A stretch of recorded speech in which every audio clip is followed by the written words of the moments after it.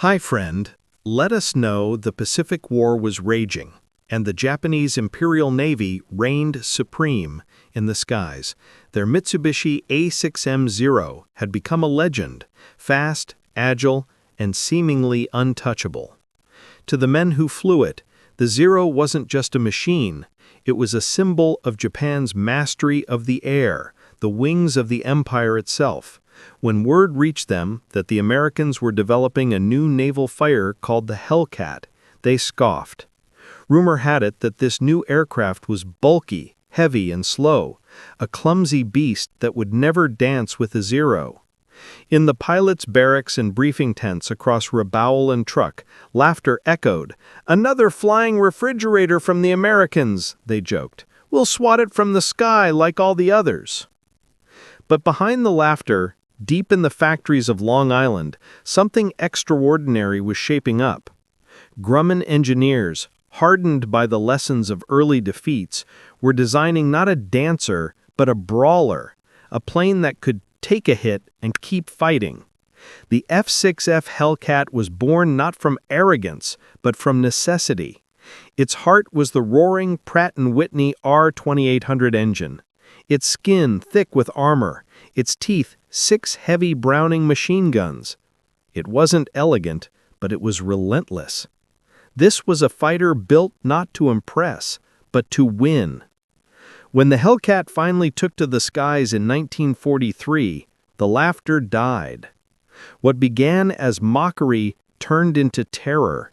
Japanese pilots who once mocked its size soon learned that the Hellcat could dive faster, climb higher, and, most importantly, survive their best attacks.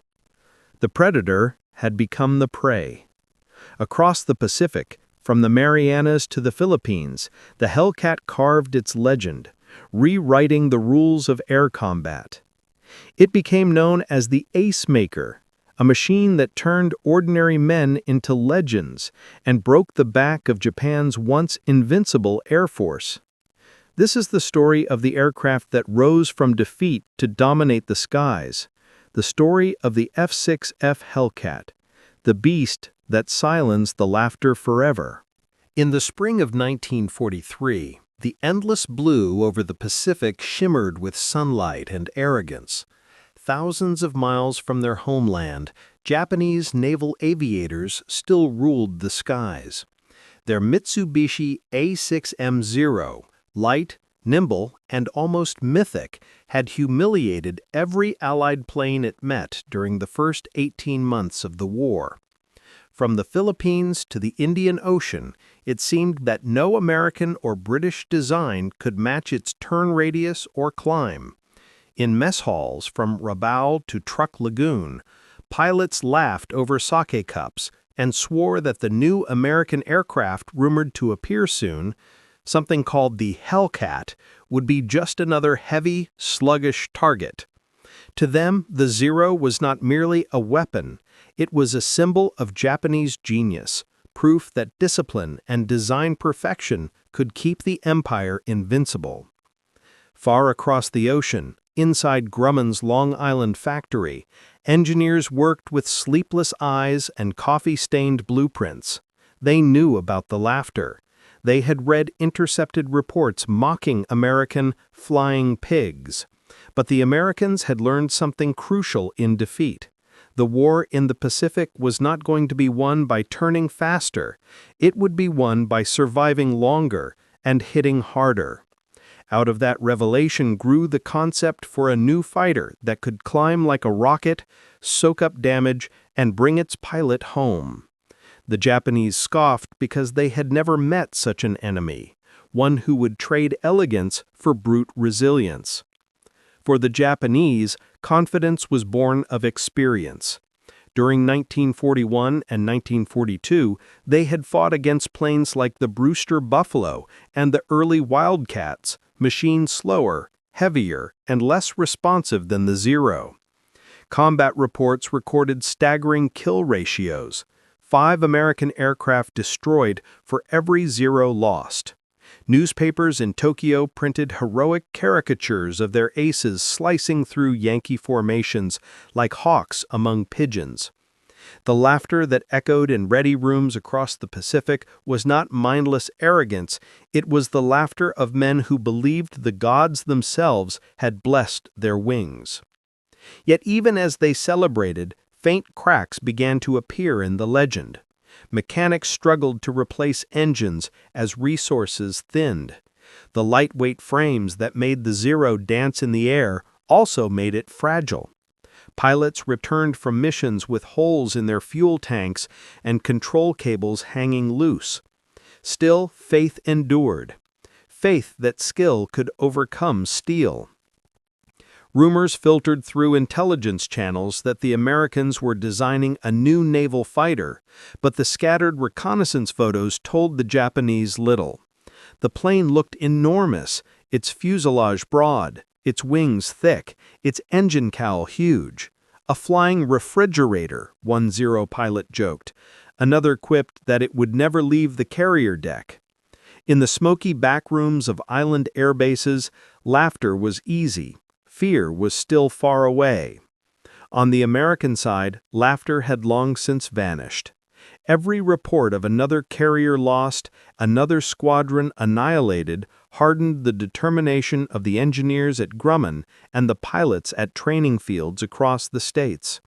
They studied every scrap of information they could get about the Zero, its superior turn rate, its lack of armor, its vulnerability to diving attacks. They were building not a mirror of the enemy, but its natural predator.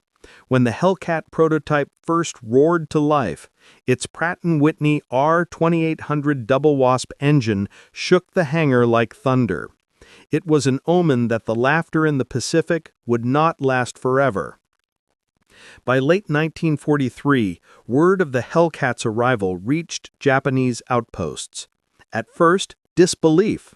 How could a nation still reeling from Pearl Harbor and early defeats suddenly produce a fighter capable of challenging the Zero? American propaganda, commanders said. But the first encounters told a different story. Pilots who had mocked the new plane returned silent, or not at all. The laughter that once rolled through the Pacific began to fade into uneasy whispers. Still, in the early days of its deployment, the myth of Japanese invincibility remained powerful. Young recruits memorized the tales of aces like Saburo Shikai and Hiroyoshi Nishizawa, men who claimed dozens of victories. They were told that courage and spirit would overcome any mechanical disadvantage. Against that mindset, the bulky Hellcat appeared clumsy, almost insulting. "Let them come," one pilot said before taking off from Rabaul. "We'll make them wish they stayed in America." What they could not know was that the Hellcat's bulk hid genius. Its designers had created a plane that could absorb punishment the Zero could never endure. Armor plating around the cockpit, self-sealing fuel tanks, 6.50 caliber machine guns, all added weight but saved lives. The Hellcat could dive from high altitude, strike, and pull away before the lighter Zero could follow. The first engagements were short and brutal, the kind of combat that left survivors trembling.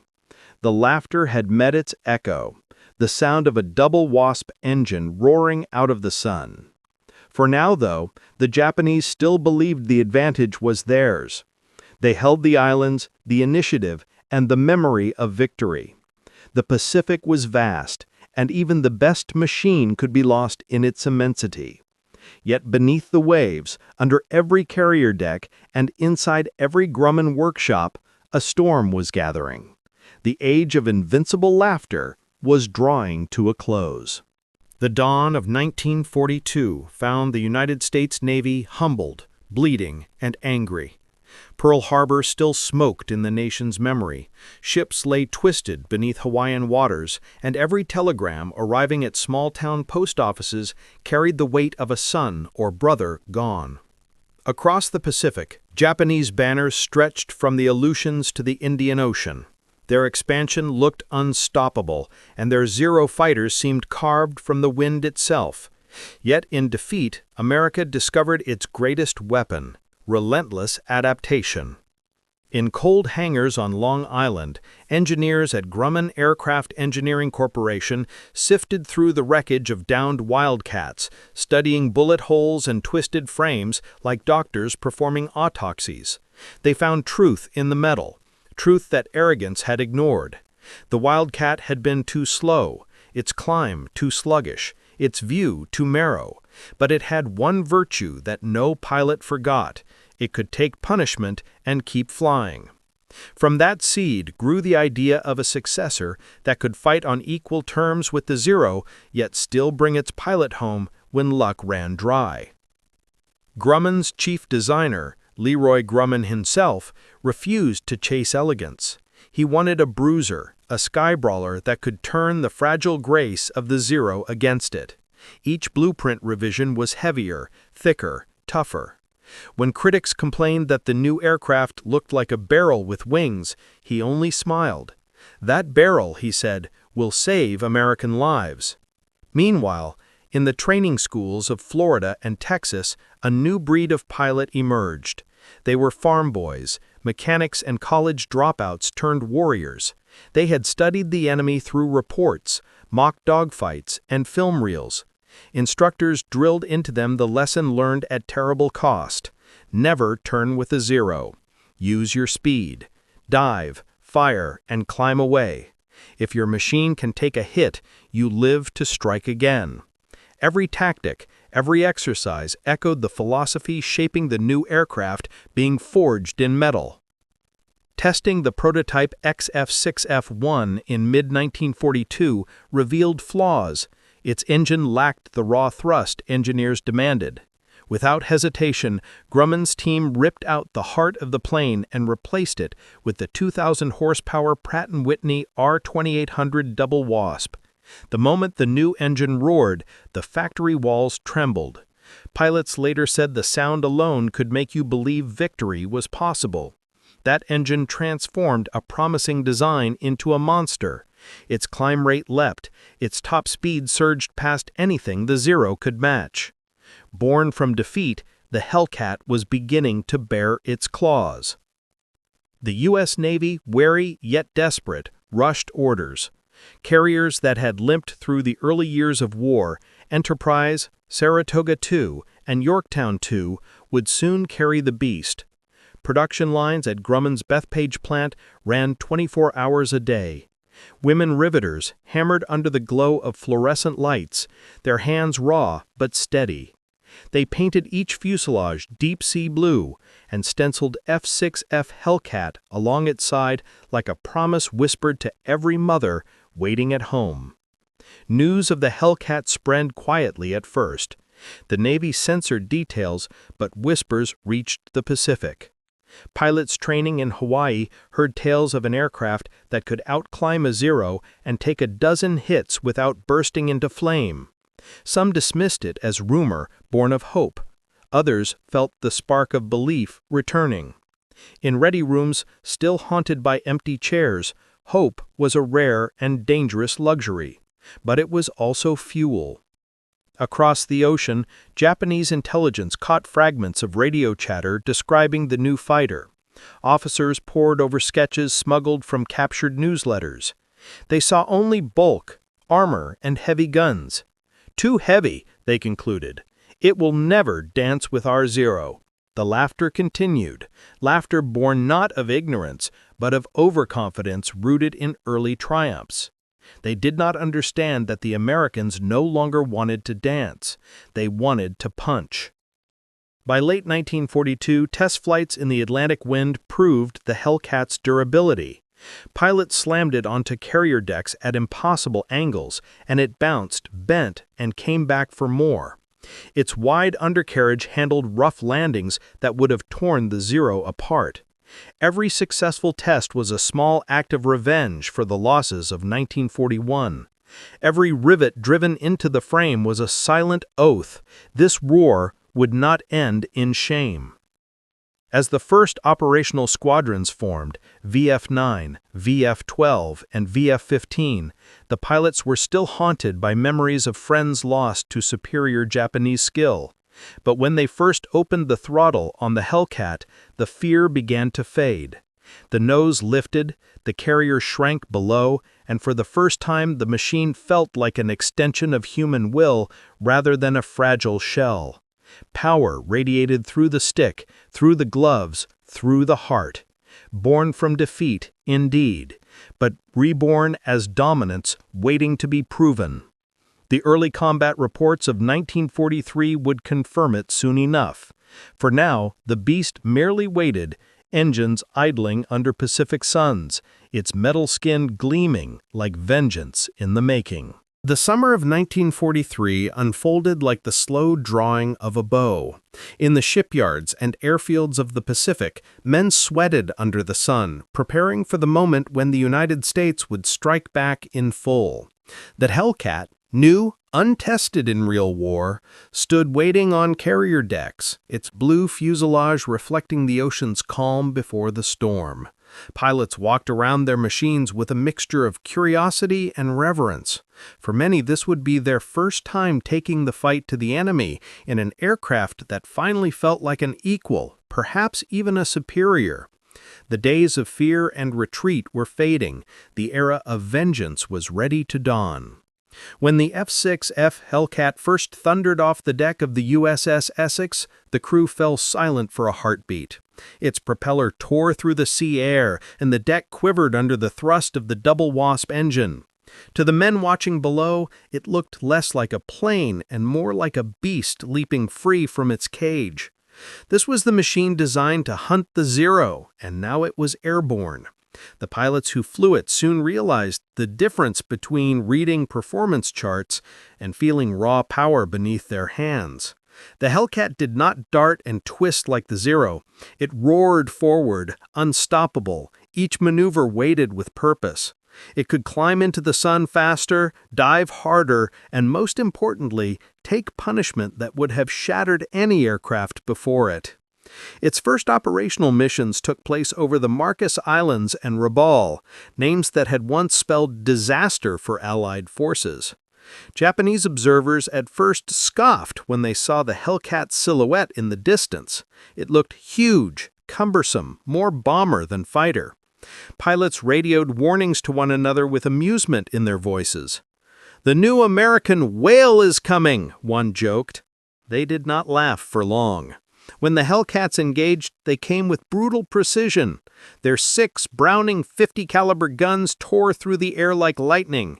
Japanese aircraft that once danced gracefully in dogfights now disintegrated under the hail of fire. The Zero's thin armor, once a symbol of speed, became its death sentence. Pilots who had mocked the enemy's machines returned from missions shaken, if they returned at all.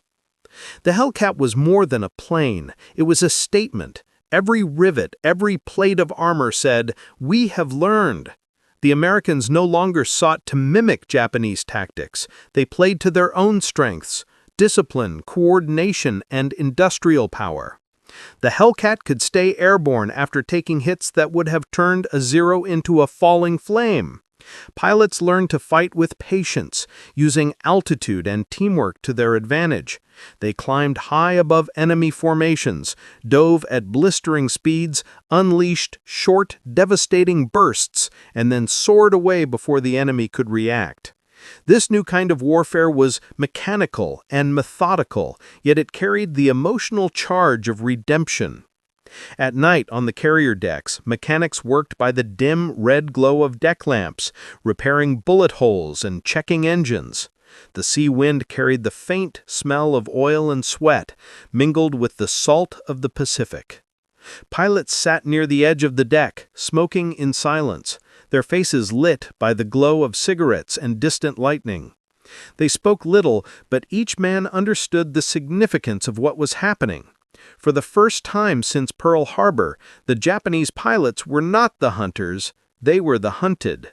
The tide of the air war had begun to shift, and the Hellcat was leading the change. By the end of 1943, American intelligence began intercepting reports of Japanese confusion. Commanders could not understand how their best pilots were being shot down so easily. They blamed inexperience among new recruits, mechanical fatigue, or bad luck. Few admitted the truth. that the Americans had created an aircraft that could overpower their cherished Zero. The Hellcat's appearance on radar or visual contact now struck unease into even veteran squadrons. It was said among Japanese pilots that engaging the new Blue fighter was like fighting a mountain. You could not outmaneuver it, you could only try to survive it. The U.S. Navy, for its part, began to realize what it had created. Combat reports showed staggering success rates. The kill ratio was rising with every engagement. Squadrons equipped with Hellcats achieved victory after victory, often losing no more than 1 or 2 aircraft while annihilating entire enemy formations. The U.S. carriers, once prey, became floating fortresses of destruction. Each successful sortie fed into the legend of the Hellcat, a legend that would soon dominate every sky from the Solomons to the Philippines. Still, for the men inside those cockpits, the war remained deeply personal. Many had lost brothers at Midway or friends at Wake Island. The first time they saw a Zero disintegrate in their den site, the feeling was not triumph, but grim vindication. They were not fighting for glory, they were balancing a debt.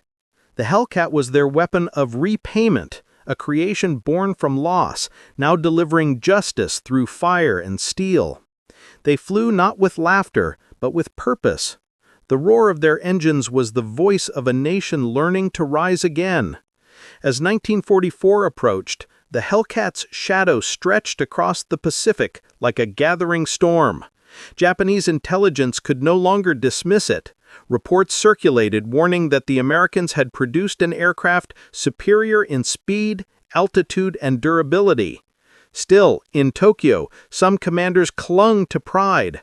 They believed training and honor could offset technology. They did not yet understand that the age of spiritual warfare had met the age of industrial warfare, and the machine was winning. The dawn of 1944 opened with thunder above the Pacific. Carrier decks groaned under the weight of aircraft, the sea below reflecting a horizon streaked with orange flame and anticipation. The F-6F Hellcat was no longer a prototype or a rumor. It was the steel heartbeat of American air power. Its pilots, young, tough, and burned by the memories of Pearl Harbor and Coral Sea, had been drilled to perfection. Now they were ready for the crucible of real combat. Their trial came in the Central Pacific, where islands like Kwajalein, Truk, and the Marianas waited like stepping stones to Japan. The Hellcat's first major engagements were a test of everything Grumman engineers had poured into its design.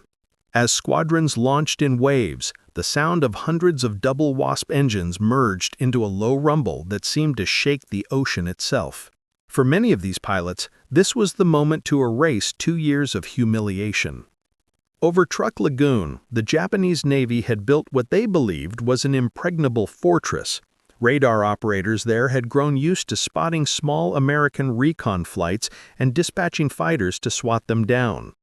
But on February 17, 1944, when the sky filled with the dark shapes of Hellcats, the fortress met its reckoning.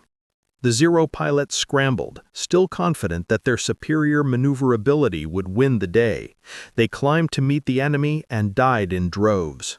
The Hellcat's gun spoke first, spitting fire from a distance the Zero couldn't answer. In less than 2 days of combat, the Japanese lost nearly 200 planes. The Americans lost 25. The Zero had met its predator. For pilots like Lieutenant Alex Vrasiau of VF-6, the Hellcat proved to be a machine that rewarded courage with forgiveness. He could dive from 20,000 feet, rattle off short bursts of gunfire, and pull out of the plunge without fear of tearing his wings off, something a Zero could never do. Again and again, Hellcats returned to their carriers riddled with holes, their pilots alive and grinning.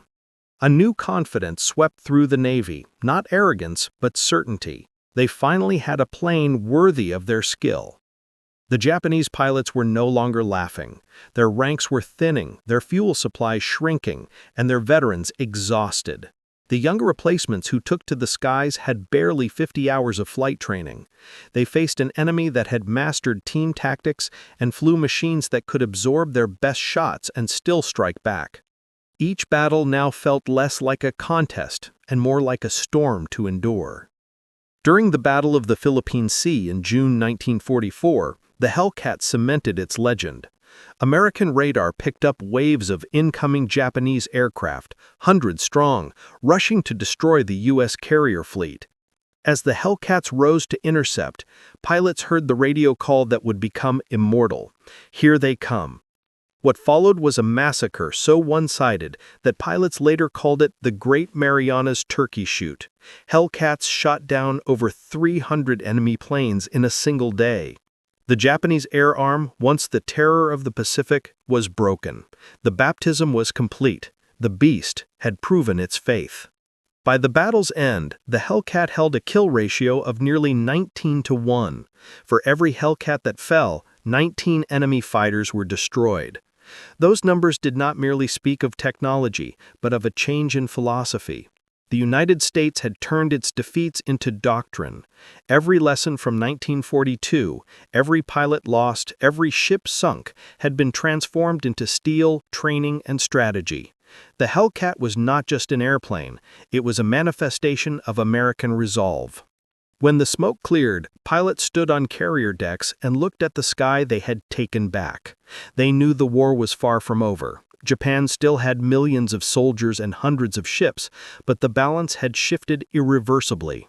In the hearts of those who had flown through flak and fire, the Hellcat was more than a tool of war.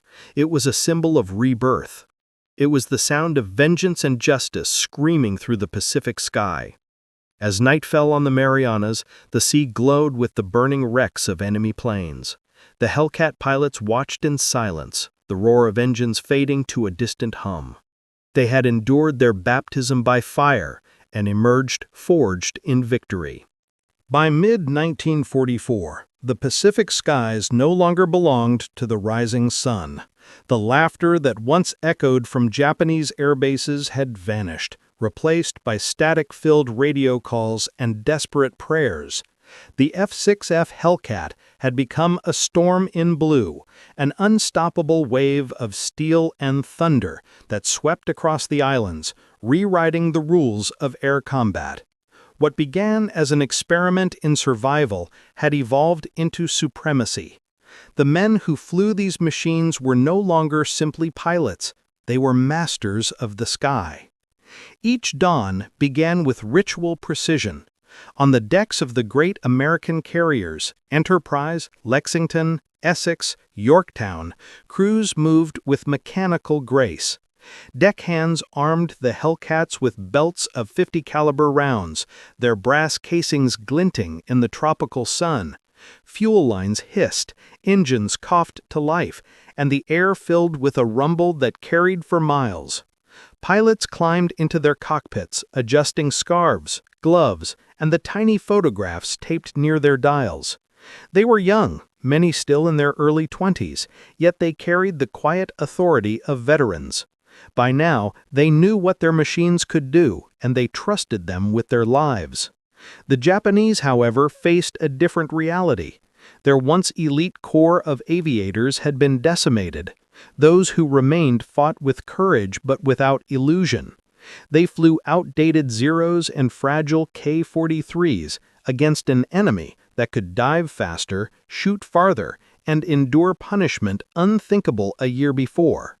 The gulf between the two air forces had become more than technological, it was psychological. Every encounter reminded them that their empire's golden age in the air was ending. For the Hellcat pilots, victory did not come easily, but it came predictably. Over the Philippines, during the long campaigns for Leyte and Luzon, they ruled the sky with disciplined aggression. They fought not as lone aces, but as cohesive teams, communicating in clipped, calm radio bursts. "I've got your 6, 2 bogeys high, breaking left." Their voices carried no fear, only focus. They used altitude as a weapon, diving in pairs and unleashing precise bursts that shredded enemy formations before the Japanese even knew they were under attack. The Hellcats' durability gave them confidence that bordered on fearlessness. Many returned from missions with wings peppered by cannon shells, rudders shredded, engines leaking oil, yet still airborne. One pilot famously landed his Hellcat with half a wing missing, the aircraft coughing smoke but refusing to die. Another limped back to his carrier after a 300-mile flight with fuel tanks shot through, saved only by its self-sealing design. The machine was forgiving, almost loyal. It protected those who respected it. The mastery of the sky was not just measured in victories, but in transformation. American air strategy evolved alongside the Hellcats' dominance. Large-scale coordinated strikes became routine, Hellcats escorting dive bombers and torpedo planes, clearing the heavens before the slower aircraft arrived. The combination was devastating. Japanese ships and airfields were annihilated before their gunners could even raise their sights. The sea lanes that once linked Japan to its far-flung empire began to wither under relentless assault. Yet, amid the triumph, a strange melancholy settled in. The pilots, now seasoned killers, began to understand the cost of their mastery. Each flaming Zero was also a man, a mirror image of themselves, raised under a different flag, dying for his homeland. In the quiet of night, as carriers drifted under starlit skies, some wrote in journals or stared at the horizon, wondering how long they could keep the fire burning before it consumed them too. The Hellcat was powerful, but it could not shield the soul. Back in Japan, the military command refused to surrender to despair. They sought new weapons, the Shiden, the Raiden, and desperate prototypes that promised to match the American beasts.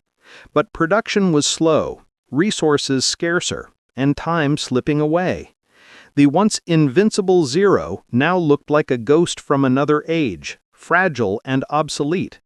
Veterans who survived long enough to face the Hellcat described it with awe and dread. It climbs like a hawk, dives like a rock, and its guns strike like thunder.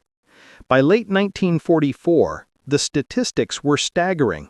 Hellcats had destroyed over 4,000 Japanese aircraft. Squadrons boasted kill ratios of 15-1, 18-1, sometimes more. The names of their aces filled newspapers back home: McCampbell, Raby, O'Hare. Young men who had turned the tide of the war. But even they insisted that the real hero was the machine itself. The Hellcat made us all better pilots, one said. It forgave our mistakes. It carried us through hell and brought us home. As U.S. forces closed in on Okinawa and Iwo Jima, the Hellcat's dominance became absolute. The Japanese resorted to a grim new tactic, the kamikaze. Pilots, many barely trained, were ordered to crash their aircraft into American ships. The Hellcats became the shield against this desperate wave, intercepting attackers before they reached the fleet. It was a new kind of horror, to fight men who no longer sought to survive. Yet, even in that madness, discipline held. Hellcat pilots shot down hundreds of kamikazes, their hearts heavy, but their duty unshaken. The mastery of the sky brought victory closer, but also exhaustion. The men were heroes, yes, but they were also human, haunted by what they had seen, by what they had done. They would return home to ticker-tape parades and proud speeches, yet many would wake in the night hearing the echo of engines and gunfire. The Hellcat had made them masters of the sky, but mastery always demands a price. As the sun set over the endless Pacific, the blue fighters circled their carriers one last time before landing. Their wings folded like the arms of weary giants. Below, sailors watched in silence, knowing they had witnessed history, the rise of a machine that had turned the tide of war. The sky belonged to the Hellcat now, and in its shadow, the empire that once laughed at its name began to crumble. By the beginning of 1945, the Pacific War had transformed into a deadly factory of skill, precision, and destruction. And at the heart of that vast mechanism roared the Grumman F-6F Hellcat. Its pilots no longer flew into battle with fear or uncertainty. They ascended into the clouds like craftsmen going to work, each mission another task in the great machinery of victory. The U.S. Navy had become a skyborne production line of aces, and the Hellcat was the tool that forged them. Every dawn began with a ritual that bordered on sacred. On the carrier deck stretching from the Marianas to the Philippines, mechanics worked in the first pale light, wiping oil from the Hellcat's gleaming blue fuselage. The smell of fuel mingled with salt air as armorers loaded belts of ammunition into the heavy Browning guns. Pilots appeared one by one, calm, focused, their flight suits streaked with salt and grease, helmets tucked under their arms. They climbed into their cockpits, checked their dials, and waited for the deck officer's signal. When the green flag dropped, the engine screamed. The deck trembled, and the beasts leapt into the air like unleashed fury. By now, the Hellcat was more than a fighter plane. It was a system. The U.S. Navy had refined every part of its use: the tactics, the training, the teamwork. Pilots trained in simulators, studied enemy flight patterns, and learned to think as hunters rather than warriors. The once terrifying Zeros were now prey. Rookie aviators became experts in weeks, not years. They learned the Thatch Weave, a maneuver invented by Lieutenant Commander John Thatch to counter the Zero's agility. They mastered gunnery patterns, practiced high-speed dives, and flew until muscle memory replaced thought. The Navy's training schools became conveyor belts for lethality, and the Hellcat was the finishing touch on each graduate's transformation. What made the F-6F so lethal wasn't just its speed or armor, it was its forgiveness. The plane could take mistakes and turn them into lessons instead of funerals. A rookie who misjudged a dive might still pull out. A pilot who took a burst of cannon fire might still limp home. This safety net allowed men to learn, to grow, to improve, something Japanese pilots no longer had the luxury to do. Every battle produced survivors who returned smarter, faster, deadlier. The result was an unstoppable cycle of experience refining experience, until the Navy's fighter corps became the most efficient killing force in aviation history. And then came the aces, the legends born from the storm. David McCampbell, the soft-spoken squadron leader from Alabama, embodied the spirit of the Hellcat.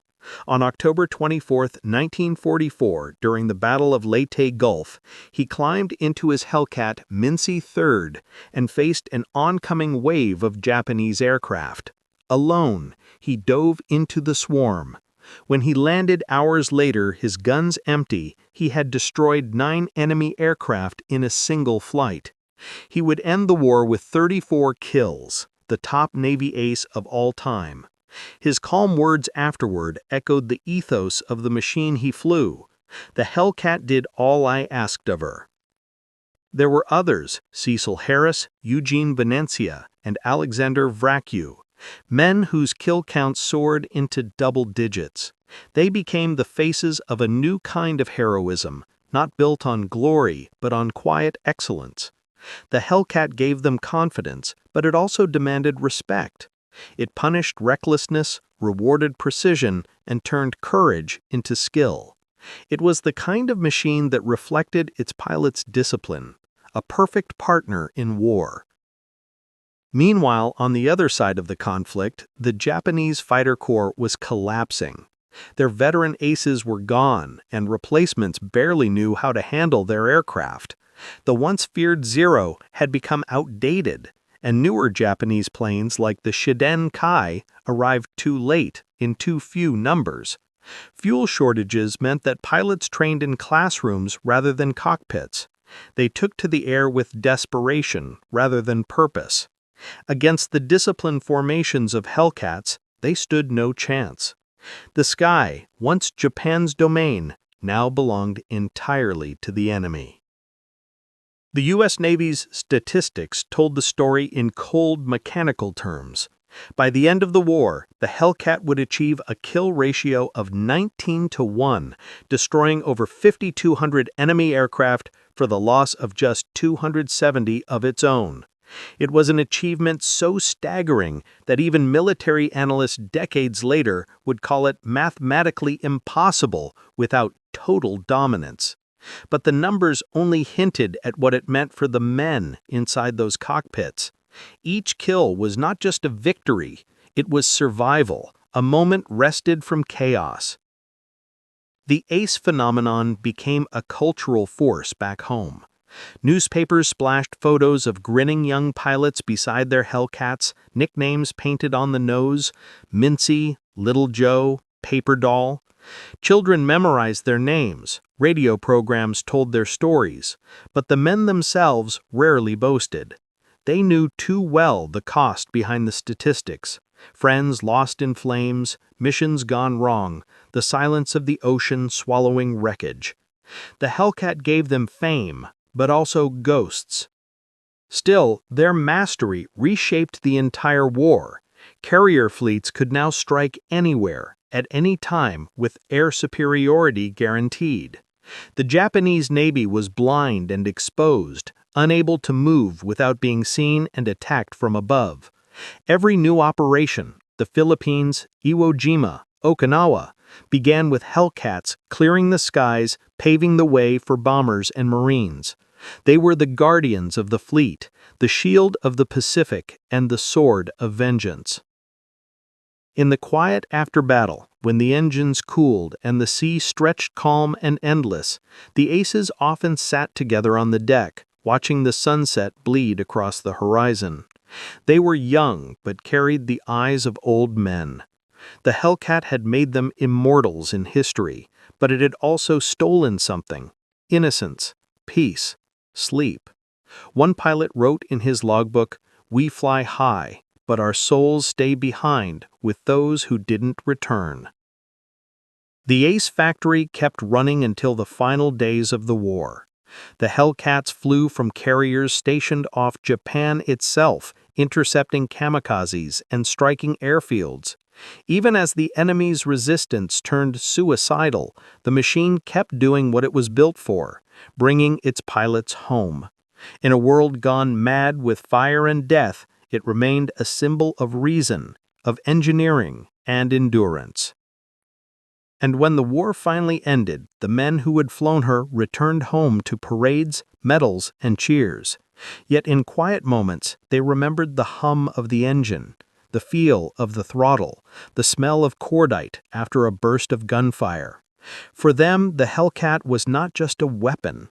It was a living memory, the companion that had carried them through hell and turned them, unwillingly, into legends. The war ended not with cheers, but with silence. The kind of silence that follows a storm when the sky is too exhausted to thunder again. Across the Pacific, the smoke cleared, and the waters once darkened by oil and fire turned calm and blue. The mighty engines that had once roared above the ocean now sat cold on carrier decks. The Hellcat, the machine that had carried so many young men to victory and too many to their deaths, rested beneath the open sky, its wings folded like the arms of a warrior finally at peace. For the men who had flown her, the end of the war brought a strange emptiness. The adrenaline that had fueled them for years faded into quiet reflection. They had lived fast, fought hard, and watched history bend around them. Now they faced the stillness of peace, haunted by echoes of the double wasp's growl and the memory of dogfights that had ended in smoke and flame. Some returned to small towns and farms, others stayed with the Navy or found new skies in commercial aviation. Yet no matter where they went, they carried with them the rhythm of those old engines, a sound that lived somewhere deep in their bones. The F-6F Hellcat's legacy was written not just in victories, but in transformation. It represented the moment when technology and human determination fused into something greater than both.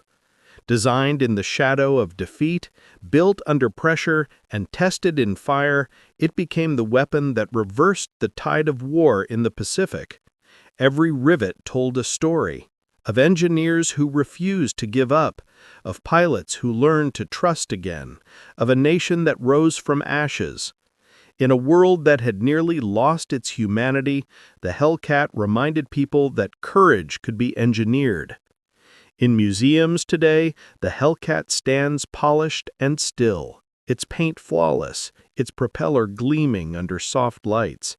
Visitors walk around it, reading plaques about its statistics, top speed, kill ratio, weight, numbers that once defined life and death. But for those who know its story, the plane is not just metal and bolts, it is memory made solid. The scratches on its fuselage, the faint smell of oil still lingering in its frame, whisper of the men who once sat inside, gripping the controls with trembling hands, staring through smoke toward the horizon. Strategists and historians later called it the war's workhorse. Unlike the glamorous P-51 Mustang or the sleek Spitfire, the Hellcat lacked the elegance that inspired poetry. Yet it was the Hellcat, dependable, rugged, unglamorous, that broke the spine of Japan's air power. It did not fight for glory, it fought for endurance. It was the machine that turned rookies into veterans, that turned survivors into aces, that turned defeat into victory. In its shadow, the empire that once laughed at American aircraft learned humility. The Hellcat also marked a shift in how wars would be fought. It proved that industrial might and training could overpower tradition and pride. The Japanese had built their Zero around agility and spirit, ideals born of samurai philosophy. The Americans built the Hellcat around practicality and resilience, ideals born of factories, engineers, and the understanding that war is as much mathematics as it is courage. In that contrast lay the truth of the modern world. The age of romantic warfare had ended, replaced by the age of precision and production. Yet for all its might, the Hellcat's greatest legacy may be human rather than mechanical. It taught its pilots the value of trust in their machine, in their comrades, in the unseen men and women who built, repaired, and fueled their aircraft. It created a bond that stretched from the carrier decks to the factories back home. The riveter in Bethpage and the pilot over Okinawa were linked by invisible threads of shared purpose. Every time a Hellcat landed safely, it carried not just one man's life, but the hopes of thousands who had touched its making. After the war, many Hellcats were scrapped or sold, their metal repurposed for civilian planes or melted down for peacetime industries. A few were preserved, scattered across airfields and museums, silent witnesses to the fury they once unleashed. On rare occasions, a restored Hellcat still takes to the sky at air shows, its engine growling across the horizon. Crowds look up, and for a fleeting moment they glimpse what it must have felt like, that raw surge of power, that sense of unbreakable will. The sound alone carries history, the heartbeat of the Pacific War echoing through time. For the Japanese, too, the Hellcat became part of memory. Veterans who faced it spoke later with respect, even admiration. "It was not cruel," said one pilot in an interview decades later. "It was strong. It fought with honor. When I saw it coming, I knew the war was lost." In that quiet confession lay something profound, the recognition that machines, though made for destruction, could also command respect as instruments of mastery. The Hellcat's spirit lived on long after its propeller stopped spinning. Its descendants, the jet fighters of the Cold War, carried its DNA. Toughness, simplicity, and the idea that survivability mattered as much as speed. Modern aircraft owe much to the lessons the Hellcat taught. It bridged the gap between the fragile dogfighters of the early war and the jet-powered titans that followed. In its roaring climb, one could already hear the faint future hum of jet engines and radar-guided missiles. Yet perhaps the truest measure of its legacy lies in the hearts of those who remember it. For the pilots who flew the Hellcat, it was more than an airplane. It was a companion in the most dangerous years of their lives. It forgave their mistakes, shielded them from death, and carried them home when everything else seemed lost. Decades later, when they gathered for reunions, gray-haired and slower of step, their voices still lifted when they spoke its name. The Hellcat had given them more than victory, it had given them identity. As the last surviving pilots fade into history, the Hellcat endures, not as a relic of war, but as a testament to resilience. It was born from defeat, baptized by fire, mastered by courage, and remembered with reverence.